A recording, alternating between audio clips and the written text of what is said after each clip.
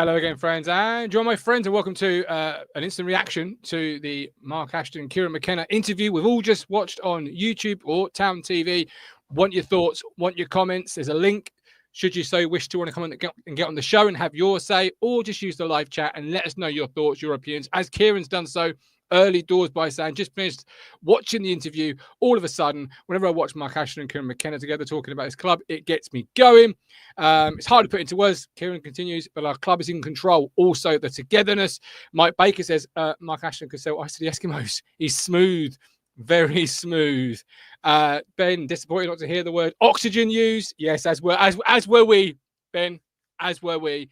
And Adi says, having just watched the interview, I don't feel it tells any more than what we already know. Whatever your opinion, whatever your thoughts, get them active in our live chat. It's not going to be a very long show tonight, so make sure you're quick on that, on the old typing, because I don't know how long we're going to do, but don't forget we are partnered with Match Bingo and Stowmarket Osteopaths. And Match Bingo combines the excitement of live sport with the thrill of bingo. Your card has 15 random events from a live football match, and you watch them get marked off as the game unfolds. It's a brand new way to enjoy live football. You must be 18 or over. Terms and conditions apply. Please gamble responsibly. Visit begambleaware.org for more information. Links in the description, or scan the QR code on screen to play now. Beard's in the room. Welcome in. And Daniel says definitely more from McKenna compared to Ashton. Matt, you have made notes. I make notes with the heart. So I'm going to ask you to empty the notebook out, and I'll try and come back where and when I can. What are your thoughts? Well, I would agree with what Daniel's saying there. You certainly heard more from McKenna on this one than you did from Mark Ashton. I think they came across very well, actually. Just looking at this with kind of like a PR club spin thing on. Yeah. Look, it's club narrative, so they're going to come across well. They do come across very well as a duo. I'd imagine if you was, I don't know, a Southampton or Leicester fan watching that back, and you might think, you know, having all the troubles they went through last season, you might think that, go, you know, they Ipswich look like they're set up to have a good season. Obviously, the results haven't kind of reflected that, of which they both acknowledged, didn't they? But obviously, you've got this kind of conveyor belt of new players coming in. But I do agree with AD as well. Actually, didn't tell us too much different to what we've heard in previous seasons, really. My favourite question, I was very disappointed we didn't get oxygen. That was disappointing. As was I. My favourite question from Matt was, Mark, tell us about the culture of the club. Like that's never been asked before. I do think Kieran comes across better in that environment. Obviously, that's the box, isn't it? That's above the tunnel. I feel like he comes across better in this scenario than he does maybe in his post-match stuff or his press conferences. I think his enthusiasm for the role comes across a little bit more. He's obviously more analytical, isn't he, going into a match and afterwards. And sometimes it can be border on the monotone to me. You get a bit more of his personality and character, I think, in this situation. I mean, look, just some little points here. I mean, it was interesting. I do think on that one, it obviously, after a game, he's in the emotional of the game still. Yeah. He's going to speak to the press very quickly off the heels of a game. He's trying to compose himself, trying to collect his thoughts. We know ourselves, Matt, when we do our own live show, speaking about what we've just seen, you know, we're passionate, we're full of opinions, and sometimes we can go off on tangents, and then on the Sunday you think, well, hang on, that's not quite how I wanted to say it. That's not what I thought. I've seen that back, etc., etc. So, you know, this is a different environment, isn't it? This is a Q&A, if you like. I know it's only one person asking the questions, but it's relaxed atmosphere, and you can discuss things how he wants to discuss them without the emotion of the game clouding around it all. But sorry, crack on. Yeah, Daniel's right there. He even cracked a joke about Morsy being best centre midfielder. Yes, like that. I did like that. This was coming across. I'm not expecting him to crack jokes in press conferences and interviews and stuff, but I just feel like you see a slightly different side to him.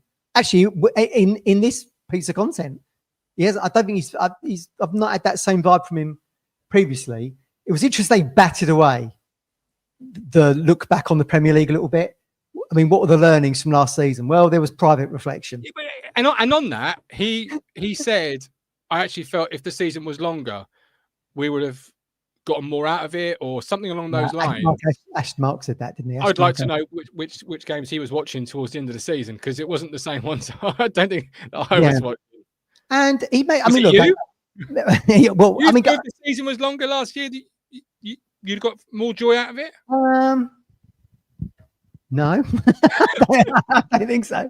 I mean, that was interesting, wasn't it? They felt that we competed very well most weeks. But we've said this numerous times. everything fell off the cliff after the Fulham away game. Yes. Where we're 2-1 up in the 93rd minute, give way to everything went pear-shaped. Kind of went pear-shaped after that. And we competed most weeks. I agree with that, actually. What was the amount of points we dropped from winning positions? Like 30 something, wasn't it? From memory. It was high, yeah. So Very I mean, so that's correct as well. But I mean, look, what was the changing of the guard there slightly? Wolves changed their manager. They ended up with double our points pretty much. Do you know what I mean? I mean, look, Mark Ashton makes a really good point there in terms of how we presented ourselves, and I agree with him that because you had Southampton changing their manager, Leicester, Wolves, everyone around us pretty much. Man United, even. I mean, But even he though mentioned that, didn't he, around, about, the teams around us changing their managers and the culture changing at the football club and all that. We didn't do that. We stayed the course.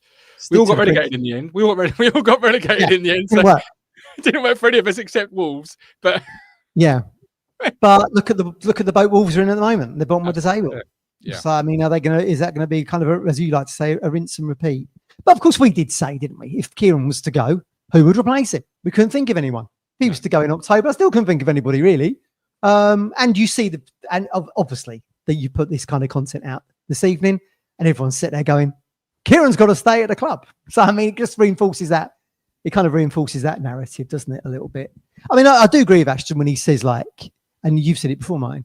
We got and I've said it as well, and probably everyone in the comments said we got promoted too quickly. The rocket ship being built in mid-flight, and he says we didn't have a chance to stabilise, therefore they couldn't have the kind of network of recruitment that they really wanted, which actually you're seeing now. There was no mention of Tony Bloomball, was there? The old software that's used. That's the question I would have liked. Yeah, that ain't going to get. No. I mean, maybe they think no one knows about that. You're using another club's recruitment program to bring players in. Do you know what I mean? So, I mean, but he made a very good point, didn't he? That was the missing piece that we had last season, and is what is needed moving forward is international recruitment, and we weren't in a position to do that. And of course, I mean, Kieran says they're looking to build and the club to return infinitely stronger in every way for another stab at the Premier League. And Ashton finished off at the end, didn't he, to say, look, we're building another top team. We're going to be relentless in doing that. So the aspiration is there. It's very easy to talk about it, isn't it? We haven't seen it on the pitch yet. But as Kieran said, they go into the first game at Birmingham Shore in many areas. And he didn't even see that fuss, really. I mean, as we've kind of debated, it's an underwhelming start, isn't it? But it's only 4 games in. I mean, was it the chat about Wolfenden and Chaplin was quite interesting to me in that there was obviously because the debate around Chaplin was a bit longer than it was for Luke, wasn't it? Because we knew Wolfenden wanted to leave, and he'd been rumoured to be going to Coventry and various other clubs back in January. But there'd been nothing of a whisper really around Chaplin. And Kieran spoke very, very highly of him, and Mark Ashton said they consider him to be a friend. And they gave you every good reason why he should stay. Great person in the dressing room, great player, etc., etc. And then you actually find the reason, isn't it? He's going to go off to Portsmouth and play regularly.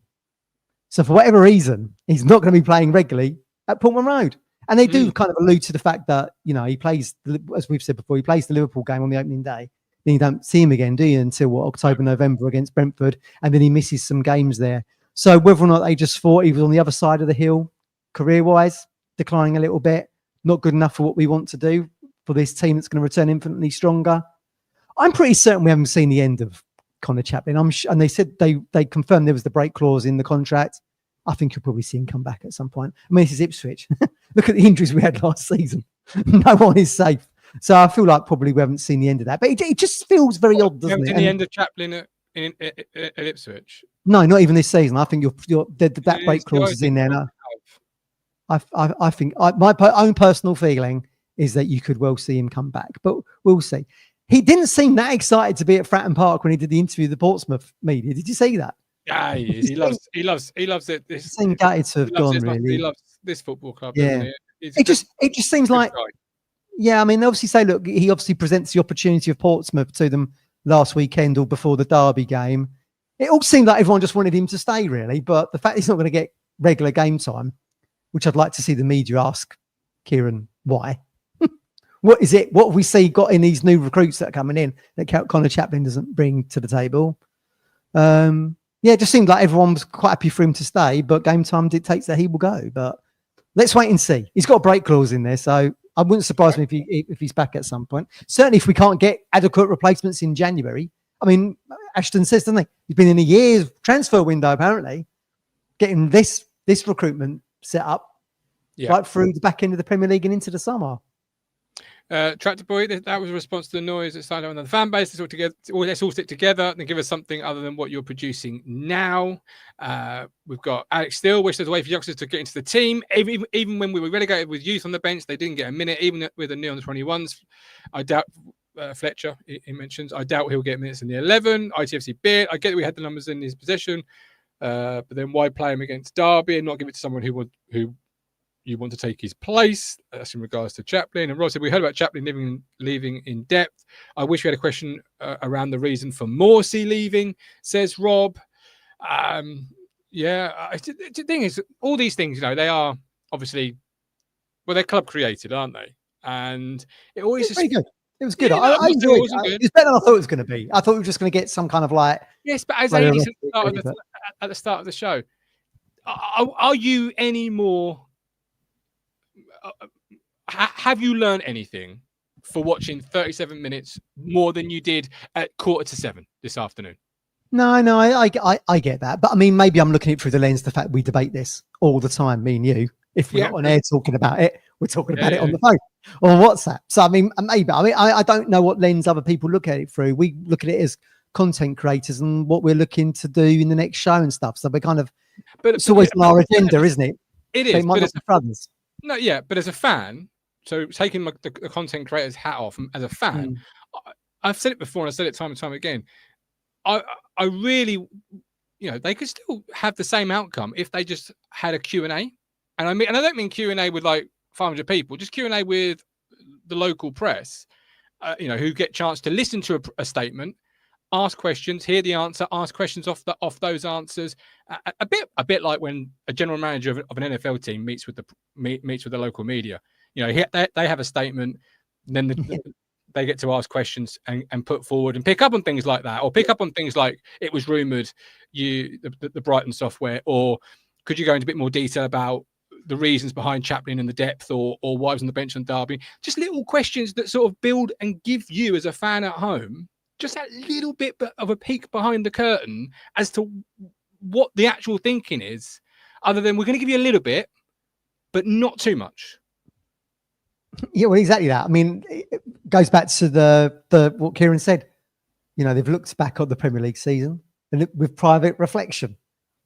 Go deeper into that. We want to know where it all went wrong. I mean, look, we can pretty much guess where it all went wrong. Didn't recruit good enough players. Yeah. And the gap's too big. So you don't need to be a brain surgeon. But I mean, look, what you're talking about there is probably a little bit more the NFL has got that global appeal, America's most watched sport and everything. We're just talking about East Anglia here, aren't we? I don't think that level of... But we are patrons, but you are also... you treat your fans as patrons of the football club. It's their football club. It's the community. There for it. We need the unity, all better together, all these different things. Well, then we're all in the same boat, or we're not, right? Because if in that case, bring us in. You've got to have the unity. He did say that.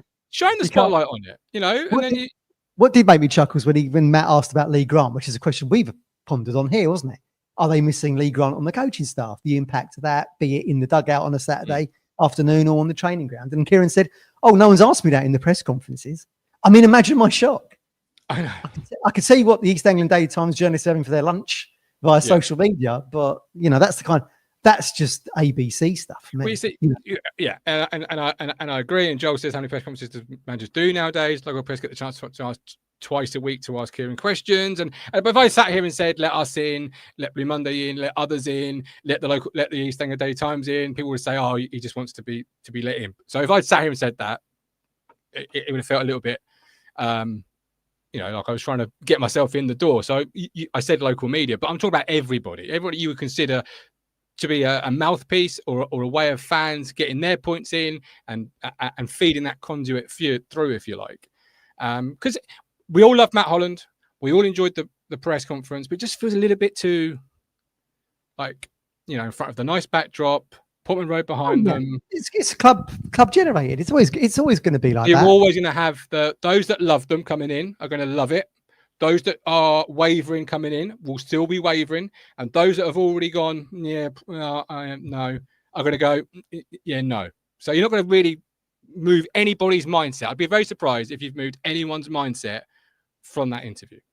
And you probably, to be honest with you, in my experience in working on these kind of things, even if you had Sky Sports in now, you'd probably be asking to see the questions in advance so you can prep for it, for something that's going to go across, global television. It probably wouldn't be much different, to be honest with you. But it's as Neil says here, look, interviewers he found it very sanitized, making sure there's not going to be any awkward questions. It's providing the content, and very rarely do you get awkward questions these days. Because the narrative's changed, mine, hasn't it? You're no longer dependent on getting your story out, your message out via local media. But probably a blessing in Suffolk, quite frankly. You can use your own channels now to bring out your own message. Yeah, and the thing is, I'm not after particular awkward questions. I'm not after tripping anybody up or creating a click, or creating a soundbite or a click or whatever. I'm not after any of that. I'm just the sort of person who asks why all of the time. Why? So I naturally, when it comes to the one thing I love more than my own. One thing I love other than my own family, not more than my own family. They may not be watching this. They may not be watching this. I'll be on the couch. When I love something, when I come to the football club that I love dearly, I want to know why. Why? Because it matters to me, and it matters to you, and it matters to a lot of people at home as well. And so see, that's the fan in me coming out. That's the content creator away for a minute. That's the fan in me coming out. Well, content creators, as we say, are generally ticket holders, season ticket holders, are putting money into the club, whereupon local media are being paid to report on and I say report, in inverted commas, to report on the club. But so I do get that argument. Yeah. All right. Anything else, Ben? Because we're going to wrap it up in a second. We've done 17 minutes, which is about 7 minutes more than I said we're going to do. We are partnered with Stowmarket Osteopaths, providing quality care since 1985 in Stowmarket, osteopath and physiotherapy services. If you want professional, experienced care, please give them a call at 01449613633 and tell them Talking Town has sent you. That is the ad read. All the words were there, just not necessarily in the right. in the right order. Yes, he did. Mark Ashton did mention they were the hunted. You like that, well, don't you? This is going back to the Paul Lambert days. Yeah, that got mentioned. Why does Mark Ashton always say football club? We know it's a football club. You don't have to keep referring to it as the football club. What's wrong with that? We know it's not Ipswich Hockey Club, don't we? You could just call it the club. What's wrong with that? That could be a drinking game, couldn't he? Have a shot or whatever every time he says football club. You wouldn't be standing by the end of it. I've never actually noticed that. Go back never actually picked up on that actually before. Wow, fair enough. Even Kieran started doing it as well. Did he? It was rubbing off on him. Yeah. And also Matt Holland challenged Ashton to a game of paddle, didn't he? And a good friend of mine sees Matt Holland playing paddle quite regularly in the Colchester area, so that made me that made me chuckle. So yes, I would agree. Probably didn't give you lots of new information, but there was some little sound bites in there that I thought was quite good. I think the pair of them come across well. Like I say, I liked seeing Kieran's more enthusiastic side of his personality when he's not so guarded, be it pre-match or post-match. Yeah. Neil says Gus' family's just unsubscribed. I'll be on the couch tonight. Oh yeah. I'm gonna walk out of this office in a minute and find all the bed at the bottom of the stairs. Yeah. Thanks, mate. I didn't quite. Anyway, I've said it. I'll own it. Here's an idea, says Beard. Why can't they have a forum for the local content creators? No, Ipswich fans, let them ask questions as they reach a broader fan base. Fair point. Again, I just think it's a chance that whoever asks those questions, it shines the light on it, and it makes it more transparent. And people then, can't feel like it's sanitized, as Neil says, or did we learn anything, as Adi says, and all these different things, because then it's down to the responsibility of the people asking the questions. Like, why didn't you ask that? Why are these questions so poor? Can we get new people asking questions and all these different things, right? As opposed to what you hear. It's interesting, isn't it, when they say they're looking to build this new team, a new successful team. And when I do hear that, I do get kind of, and I said to Cruncher today when he called me, I do get the kind of the vibe of that second season under Burley in the Premier League when we lost Scowcroft and replaced him with Fanidi or whoever it came in. We're in that kind of vibe now, aren't we? We've just lost Wolfenden, an academy product, bleeds blue and white to go to Coventry. You've lost Chaplin on loan, albeit for the time being, to go to Portsmouth, and you've brought in players from overseas that you don't really know too much about. So when they say we're looking to build a successful, is that this season? Is that going to be next season? Not too sure what the time frame of that. That's where the club created stuff falls down a little bit. What's the time frame on that? No one actually asks that. Is it this season? Is it, if we don't go up this season, the failure? Are those players going to be around that we've brought in this season, next season? And off the back of that, to build onto that further, their points about bringing the new players into the football club were very valid. And you're doing it now, football club. It's so people are sure what you're talking about, right? Yeah, okay. But I'm sure it's in some how to business speak or how to do public speaking book somewhere. I don't know. Sure. But basically, what I was going to say was the points they made about the new players coming in. You've got to settle. You've got to find out. I think it was find a house, find this, find that. Yeah, all exactly very valid. But then a follow-up question to that from me naturally would have been: so what was the thinking behind letting so many established clubs players that have produced in this level go over the transition to for evolution, but equally outweighing that against the great question. Do you know what I mean? Yeah. Right? Yeah, because Broadhead go, Chappers go, Morsy's gone. 3 players that have all produced at this level, 3 players that are already established at the football club.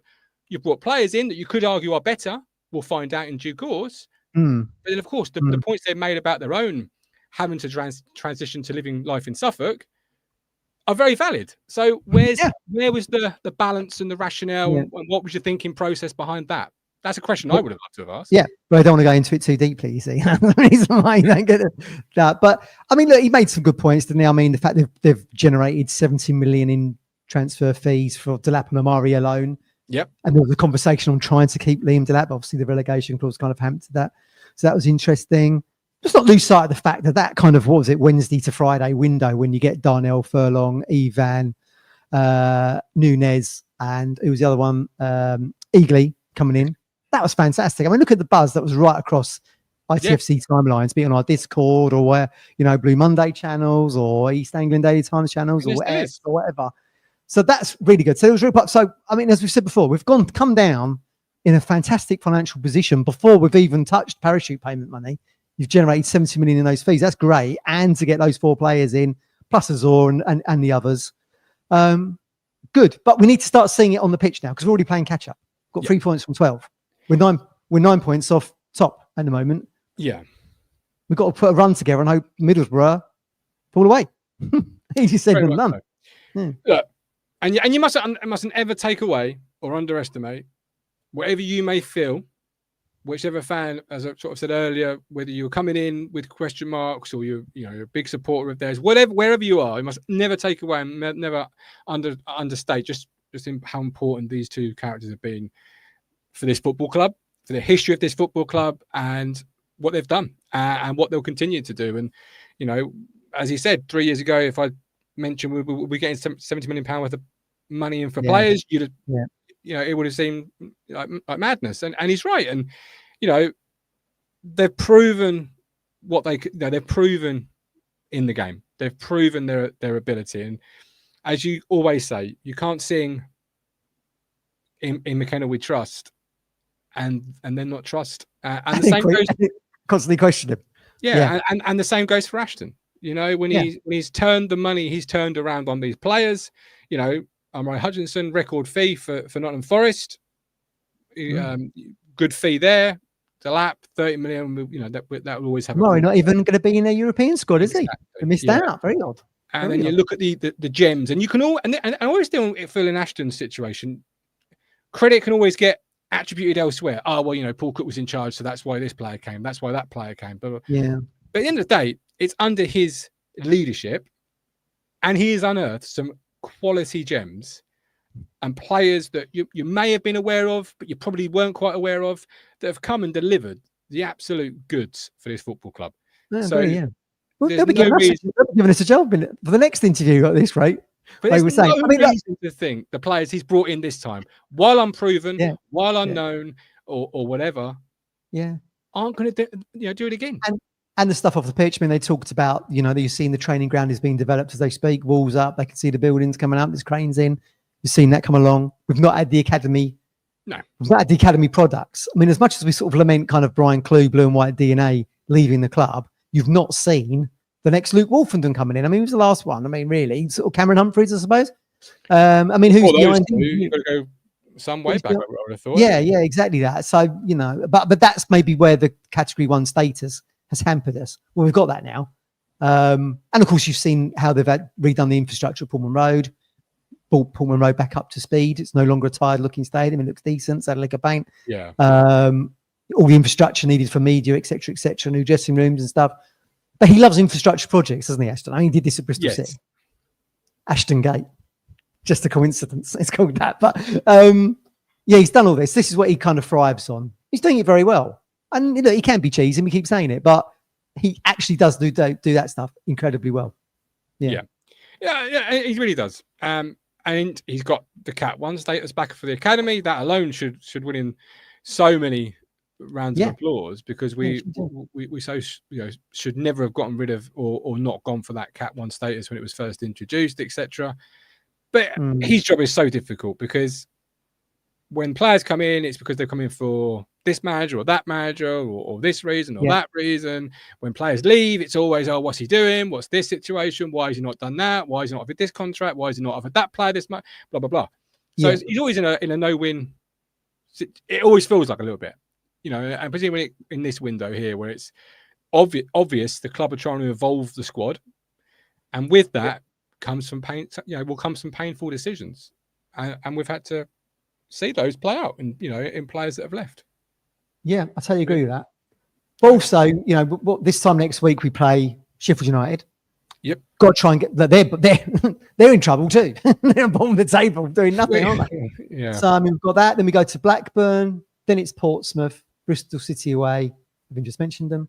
And then it's obviously Derby Day.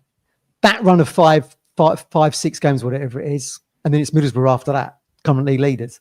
This is where we've still got to start putting some performances together, I think. Otherwise, there'll be question marks. And they'll be judged on that. And that's the nature of the game. It's what have you done? It almost feels like it's a what have you done for me lately? Yeah. As opposed to what have you done in general. You know, yeah, you always said that. That's how football works.